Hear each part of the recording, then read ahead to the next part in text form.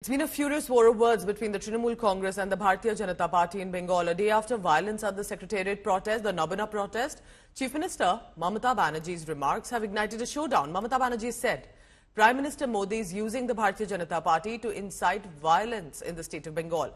She has said if Bengal burns, entire nation will burn.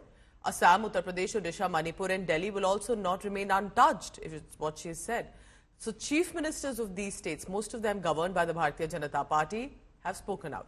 Himanta Biswa Sarma, Assam, N. Biren Singh for Manipur, Mohan Maji as well have it out at Mamata Banerjee, calling these remarks as completely divisive. BJP also has stepped up the attack, accusing Mamata Banerjee of calling for a civil war, as it sounds right now, attempting to sow the seeds of hatred across the country. So let's listen in what was said and what are the netas of other states saying about it. मैं मोदी जी को गिरा सकती हूं, इतना ताकतवर leader Bengal का है, वो सब बोल सकती है. She is now very scared due to massive mass movement against this misrule. इनके खिलाफ छात्र ने आंदोलन की, उसके ऊपर जो प्रहार किया बंद हुआ, इनके गुंडों ने गोली चलाई पुलिस के संरक्षण में और उल्टे चोर कोतवाल को डांटे. ममता बनर्जी बीजेपी पर आरोप लगा रही है. ये गुंडों की सरगना वाली सरकार है और आने वाले दिन में ममता बनर्जी को इसका खामियाजा भी भुगतना पड़ेगा बंगाल की जनता के साथ. महामहिम राष्ट्रपति महोदया को कहना पड़ा कि बस अब बहुत हो गया.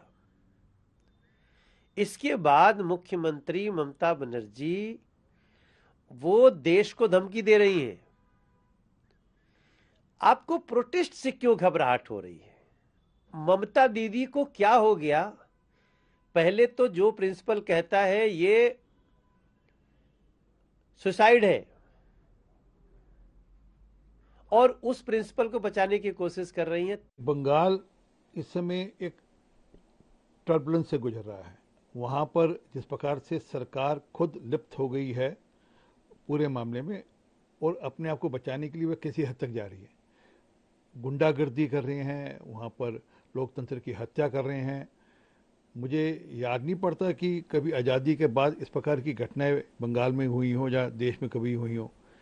लोकमान्य तिलक ने प्रोटेस्ट किया था तो उन पर लाठीचार्ज हुआ था, इस प्रकार का शांति वाले प्रोटेस्ट पे, जिस प्रकार का कल हुआ और जिस प्रकार आज गुंडागर्दी हुई. तो अपेक्षा करते हैं कि बंगाल के गवर्नर साहब इसकी चिंता करेंगे कि बंगाल को इस गुंडागर्दी से और इस सरकार से बचाएं.